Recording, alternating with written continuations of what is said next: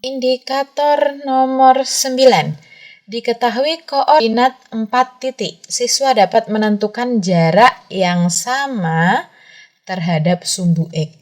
Jadi kalau jarak yang sama terhadap sumbu X, justru carilah yang nilai Y-nya itu sama. Jadi jangan sampai salah ya, biasanya siswa itu karena jarak yang sama terhadap sumbu X, berarti cari yang X-nya sama.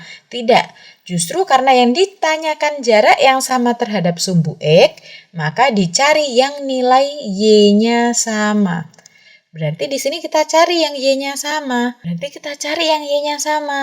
Nah, berarti yang sama adalah negatif 5 dan juga 5. Ini kan berbeda, yang satu negatif, yang satu positif.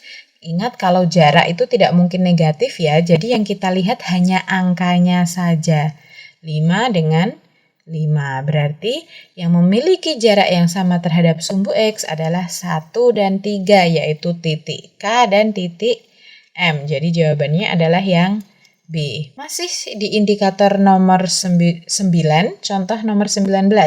Diketahui titik koordinat sebagai berikut. Titik yang mempunyai jarak 6 satuan terhadap sumbu X. Ingat kalau jarak ke sumbu X tadi yang dilihat adalah nilai Y-nya. Oke. Karena jaraknya 6 satuan, maka dicari yang nilai Y-nya adalah 6.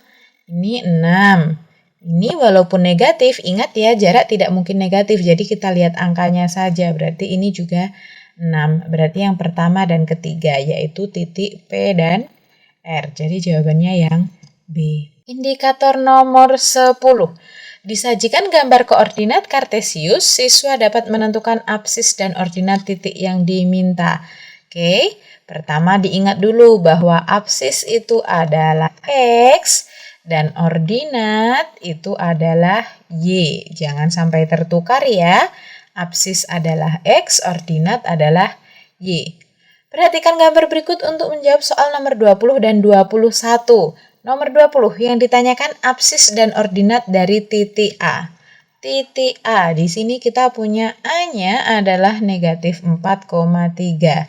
Absis dan ordinat, absis itu X, berarti negatif 4 adalah absis, ordinat itu Y, berarti 3 itu adalah ordinat. Jangan sampai kebalik juga ya, bahwa koordinat titik itu X, Y, jadi yang depan itu pasti X, yang belakang pasti Y. Maka absis dan ordinat titik A berturut-turut adalah negatif 4 dan juga 3, jadi jawabannya adalah yang A. Nomor 21, absis dan ordinat titik D berturut-turut adalah titik D. Di sini kita punya D-nya negatif 5, negatif 6. Ingat yang depan itu pasti absis karena dia adalah X dan yang belakang karena dia adalah Y, berarti dia adalah ordinat. Kalau gitu absisnya negatif 5, ordinatnya negatif 6. Jadi jawabannya yang B. Indikator 11. Disajikan gambar koordinat kartesius, siswa menentukan jarak suatu titik terhadap sumbu Y. Oke, perhatikan tadi, kalau titik terhadap sumbu X yang kita lihat Y-nya, maka kalau titik terhadap sumbu Y yang ditanyakan jarak, itu justru yang kita lihat adalah X-nya. Perhatikan X-nya. Hanya perhatikan angkanya, tidak usah perhatikan positif atau negatifnya, karena jarak tidak mungkin negatif kalau di matematika. Perhatikan gambar berikut untuk menjawab soal nomor 22 dan 23. Jarak titik C terhadap sumbu Y. Titik C. C itu koordinatnya 4,0. Ingat kalau jarak terhadap sumbu Y yang dilihat X-nya. Berarti kalau gitu jaraknya 4 satuan. Nomor 23, jarak titik D terhadap sumbu Y. Titik D, kita punya D adalah negatif 5, negatif 6. Ingat jarak terhadap sumbu Y yang diperhatikan X-nya. Tapi nggak usah memperhatikan positif atau negatifnya, diambil angkanya saja. Kalau begitu jarak titik D terhadap sumbu Y adalah 5 satuan. Indikator 12. Disajikan gambar koordinat kartesius. Siswa menentukan posisi titik terhadap titik asal. Perhatikan gambar berikut untuk menjawab soal nomor 24 dan 25. Nomor 24, posisi titik Hi terhadap titik asal adalah Hi terhadap titik asal. Maka kita ngitungnya berangkat dari titik 0,0. Jadi walaupun yang ditanyakan Hi terhadap titik asal, tetapi kita berangkatnya menghitungnya dari titik asal menuju Hi. Titik asal 0,0. Kita mau ke Hi. Berarti kita lihat 1, 2, 3, 4, 5. Oke, ke kirinya 5. 1, 2, 3, 4, 5. Ke atasnya juga 5.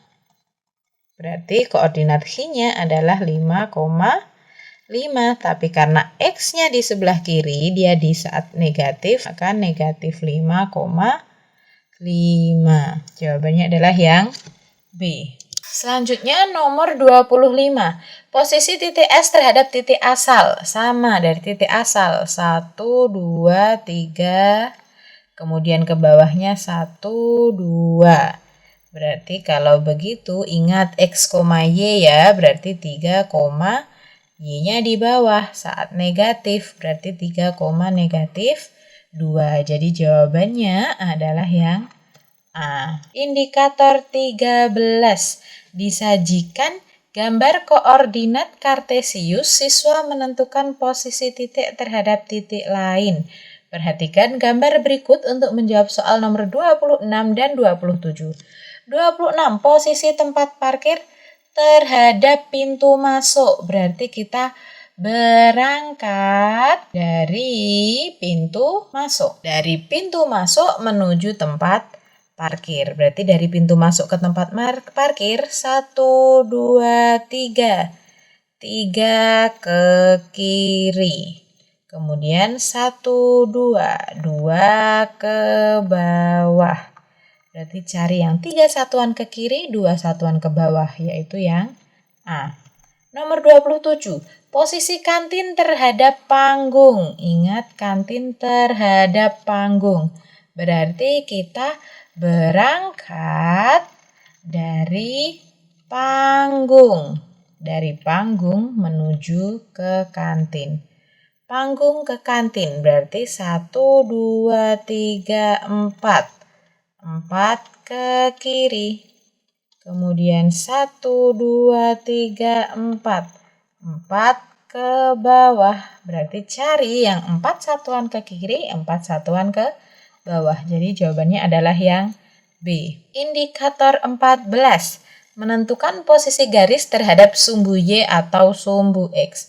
Perhatikan gambar berikut untuk menjawab soal nomor 28 dan 29. Garis M dengan sumbu Y. Ini adalah garis M ya, sumbu Y. Kalau posisinya sama-sama tegak, jadi yang satu tegak, atau sama-sama mendatar, garisnya mendatar, sumbunya mendatar, kalau posisinya sama, maka dia disebut dengan sejajar. Kayak misalnya garis J dengan sumbu Y, atau garis J dengan garis F. Nah, kalau seperti ini disebut dengan tegak lurus. Kalau satunya tegak, itu disebutnya dengan adalah sejajar. Nomor 29, garis J dengan sumbu X. Ini ya garis J dengan sumbu X.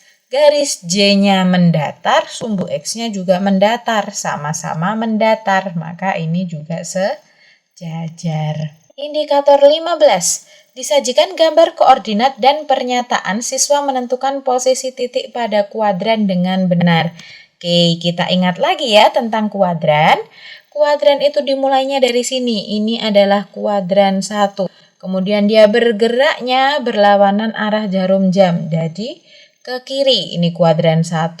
Sebelah sini adalah kuadran 2. Kemudian ini adalah kuadran 3. Kemudian yang pojok kanan bawah ini adalah kuadran 4. Kita cek satu-satu pernyataannya. Titik A dan titik B terletak di kuadran 1. Betul ya, A dan B di kuadran 1. Titik C dan titik D terletak di kuadran 2. Ini juga betul. C dan D di kuadran 2. Titik G dan titik H terletak di kuadran 3. Ini salah karena G dan H itu harusnya di kuadran 4. Titik E dan titik F terletak di kuadran 4. Ini juga salah karena E dan F harusnya di kuadran 3. Maka pernyataan yang benar adalah yang A, 1 dan 2.